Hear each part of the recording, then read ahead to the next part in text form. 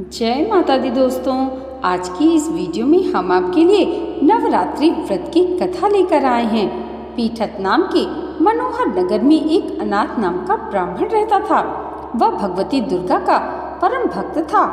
उसके संपूर्ण सद्गुणों से युक्त मानो ब्रह्मा की सबसे पहली रचना हो ऐसी यथार्थ नाम वाली सुमति नाम की एक अत्यंत सुंदर पुत्री उत्पन्न हुई। वह कन्या सुमति अपने घर के बालकपन में अपनी सहेलियों के साथ क्रीड़ा करती हुई इस प्रकार बढ़ने लगी जैसे कि शुक्ल पक्ष में चंद्रमा की कला बढ़ती है। उसका पिता प्रतिदिन दुर्गा की पूजा और होम करता था।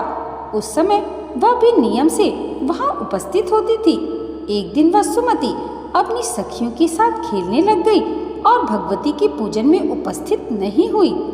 उसके पिता को पुत्री की ऐसी असावधानी देखकर क्रोध आया और पुत्री से कहने लगा, हे दुष्ट पुत्री, आज प्रभात से तुमने भगवती का पूजन नहीं किया। इस कारण मैं किसी कुष्ठी और दरिद्र मनुष्य के साथ तेरा विवाह करूंगा।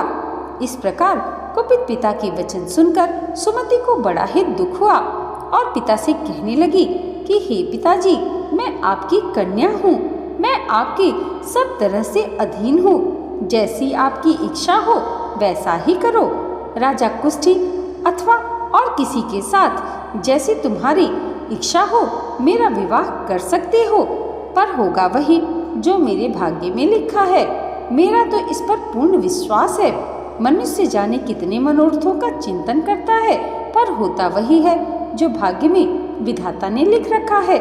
जो जैसा करता है उसको फल भी उसके कर्म के अनुसार ही मिलता है, क्योंकि कर्म करना मनुष्य का काम है, पर फल तो दैव के अधीन है। जैसे अग्नि में पड़े तृणादि अग्नि को अधिक प्रदीप्त कर देता है, उसी तरह अपनी कन्या के ऐसे निर्भयता से कहे हुए वचन सुनकर उस ब्राह्मण को और अधिक क्रोध आया। तब उसने अपनी कन्या का एक कुष्ठी के साथ विवाह कर दिया और अत्यंत क्रुद्ध होकर पुत्री से कहने लगा कि जाओ जाओ, जल्दी जाओ, अपने कर्म का फल भोगो। देखें केवल भाग्य भरोसे पर रहकर तुम क्या करती हो। इस प्रकार से कहे हुए पिता के कटु वचनों को सुनकर सुमति मन में विचार करने लगी कि अहो, मेरे बड़ा दुर्भाग्य है जिससे मुझे ऐसा पति मिला। इस तरह अपने दुख का विचार करती हुई वह सुमति अपने पति के साथ वन में चली गई और भयावने कुशायुक्त उस स्थान पर उन्होंने वह रात बड़े कष्ट से व्यतीत की। उस गरीब बालिका की ऐसी दशा देखकर भगवती पूर्व पुण्य के प्रभाव से प्रकट होकर सुमति से कहने लगी, हे दीन ब्राह्मणी, मैं तुम पर प्रसन्न हूँ। तुम जो चाहो वरदान मांग सकती हो। मैं प्रसन्न होने पर मनोवांछित फल देने वाली हूँ। इस प्रकार भगवती दुर्गा का वचन सुनकर ब्राह्मणी कहने लगी कि आप कौन हैं जो मुझ पर प्रसन्न हुई हैं? वह सब मेरे लिए कहो और अपनी कृपा दृष्टि से मुझ दीन दासी को कृतार्थ करो। ऐसा ब्राह्मणी का वचन सुनकर देवी कहने लगी कि मैं आदि शक्ति हूँ और मैं ही ब्रह्म विद्या और सरस्वती हूँ। मैं प्रसन्न होने पर प्राणियों का दुख दूर कर उनको सुख प्रदान करती हूँ। हे ब्राह्मणी, मैं तुझ पर तेरे पूर्व जन्म के पुण्य के प्रभाव से प्रसन्न हूँ। तुम्हारे पूर्व जन्म का वृत्तांत सुनाती हूँ, ध्यान पूर्वक सुनो। तुम पूर्व जन्म में निषाद की स्त्री थी और अति पतिव्रता भी थी। एक दिन तेरे पति निषाद ने चोरी की। चोरी करने के कारण तुम दोनों को सिपाहियों ने पकड़ लिया और ले जाकर कारागार में कैद कर दिया। उन लोगों ने तुझे और तेरे पति को भोजन भी नहीं दिया। इस प्रकार नवरात्रों के दिनों में तुमने न तो कुछ खाया और न ही जल ग्रहण किया, इसलिए 9 दिन तक नवरात्र का व्रत हो गया। हे ब्राह्मणी, उन दिनों में जो व्रत हुआ उस व्रत के प्रभाव से प्रसन्न होकर तुम्हें मनोवांछित वस्तु दे रही हूँ। तुम्हारी जो इच्छा हो वरदान मांग लो।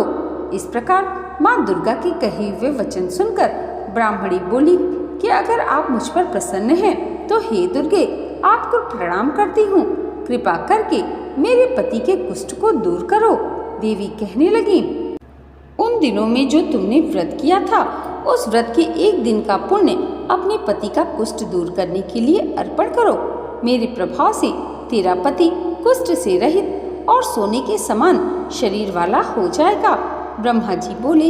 इस प्रकार देवी का वचन सुनकर वह ब्राह्मणी बहुत प्रसन्न हुई और पति को निरोग करने की इच्छा से ठीक है ऐसा बोली। तब उसके पति का शरीर भगवती दुर्गा की कृपा से कुष्ठहीन होकर अति कांति युक्त हो गया, जिसकी कांति के सामने चंद्रमा की कांति भी क्षीण हो जाती है। वह ब्राह्मणी पति की मनोहर देह को देखकर देवी को अति पराक्रम वाली समझकर स्तुति करने लगी कि हे दुर्गे, आप दुर्गत को दूर करने वाली, तीनों जगत के संताप को हरने वाली हैं, समस्त दुखों को दूर करने वाली, रोगी मनुष्य को निरोग करने वाली, प्रसन्न होने पर मनोवांछित वस्तु को देने वाली और दुष्ट मनुष्य का नाश करने वाली हो। तुम ही सारे जगत की माता और पिता हो। हे अम्बे, मुझ अपराध रहित अबला को मेरे पिता ने कुष्ठी के साथ विवाह कर मुझे घर से निकाल दिया। उसकी निकाली हुई पृथ्वी पर घूमने लगी। आपने ही मेरा इस आपत्ति रूपी समुद्र से उद्धार किया है। हे देवी, आपको प्रणाम करती हूँ, मुझ दीन की रक्षा करो। इस प्रकार उस सुमति ने मन से देवी की बहुत स्तुति की। उससे हुई स्तुति सुनकर देवी को बहुत संतोष हुआ और ब्राह्मणी से कहने लगी कि हे ब्राह्मणी, उदालय नाम का अति बुद्धिमान, धनवान, कीर्तिवान और जितेंद्रिय पुत्र शीघ्र ही तुम्हें प्राप्त होगा। ऐसा कहकर वह देवी उस ब्राह्मणी से फिर कहने लगी कि हे ब्राह्मणी, और जो कुछ भी तेरी इच्छा हो वही मनोवांछित वस्तु मांग सकती है। ऐसा भगवती दुर्गा का वचन सुनकर सुमति बोली कि हे भगवती दुर्गे, अगर आप मेरे ऊपर प्रसन्न हैं तो कृपा कर मुझे नवरात्रि व्रत विधि बतलाएं। हे दयावंती, जिस विधि से नवरात्र व्रत करने से आप प्रसन्न होती हैं, उस विधि और उसके फल को मेरे लिए विस्तार पूर्वक वर्णन कीजिए। इस प्रकार ब्राह्मणी के वचन सुनकर दुर्गा माँ कहने लगी, हे ब्राह्मणी, मैं तुम्हारे लिए संपूर्ण पापों को दूर करने वाली नवरात्रि व्रत की विधि बतलाती हूँ, जिसको सुनने से समस्त पापों से छूटकर मोक्ष की प्राप्ति होती है। आश्विन मास के शुक्ल पक्ष की प्रतिपदा से लेकर 9 दिन तक विधि पूर्वक व्रत करें। यदि दिन भर का व्रत न कर सके तो एक समय भोजन करें। पढ़े लिखे ब्राह्मणों से पूछकर कलश स्थापना करें और वाटिका बनाकर उसको प्रतिदिन जल से सींचें। महाकाली, महालक्ष्मी और महासरस्वती इनकी मूर्तियां बनाकर इनकी नित्य विधि सहित पूजा करें और पुष्पों से विधि पूर्वक अर्घ्य दें। बिजौरा के फूल से अर्घ्य देने से रूप की प्राप्ति होती है। जायफल से कीर्ति, दाख से कार्य की सिद्धि होती है। आंवले से सुख और केले से भूषण की प्राप्ति होती है।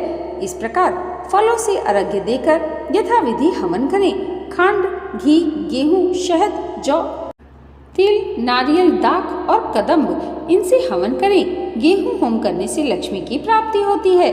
खीर व चंपा के पुष्पों से धन और पत्तों से तेज और सुख की प्राप्ति होती है। आंवले से कीर्ति और केले से पुत्र होता है। कमल से राज सम्मान और दाखों से सुख संपत्ति की प्राप्ति होती है। खांड, घी, नारियल, जौ और तिल इनसे तथा फलों से होम करने से मनोवांछित वस्तु की प्राप्ति होती है। व्रत करने वाला मनुष्य इस विधान से होम कर आचार्य को अत्यंत नम्रता से प्रणाम करे और व्रत की सिद्धि के लिए उसे दक्षिणा दे। इस महाव्रत को पहले बताई हुई विधि के अनुसार जो कोई करता है उसके सभी मनोरथ सिद्ध हो जाते हैं। इसमें तनिक भी संशय नहीं है। इन 9 दिनों में जो कुछ दान आदि दिया जाता है उसका करोड़ों गुना फल प्राप्त होता है। इस नवरात्र के व्रत करने से ही अश्वमेध यज्ञ का फल प्राप्त होता है। हे ब्राह्मणी, इस संपूर्ण कामनाओं को पूर्ण करने वाले उत्तम व्रत को तीर्थ, मंदिर अथवा घर में ही विधि के अनुसार करें। इस प्रकार ब्राह्मणी को व्रत की विधि और फल बताकर देवी अंतर ध्यान हो गई। जो मनुष्य या स्त्री इस व्रत को भक्ति पूर्वक करता है वह इस लोक में सुख पाकर अंत में दुर्लभ मोक्ष को प्राप्त करता है। प्रेम से बोलिए दुर्गा माता की जय। दोस्तों, आज की वीडियो अगर आपको अच्छी लगी हो तो कमेंट बॉक्स में जय माता दी ज़रूर लिखिएगा और इसे लाइक और हमारे चैनल पर पहली बार आए हैं तो सब्सक्राइब करना मत भूलिएगा।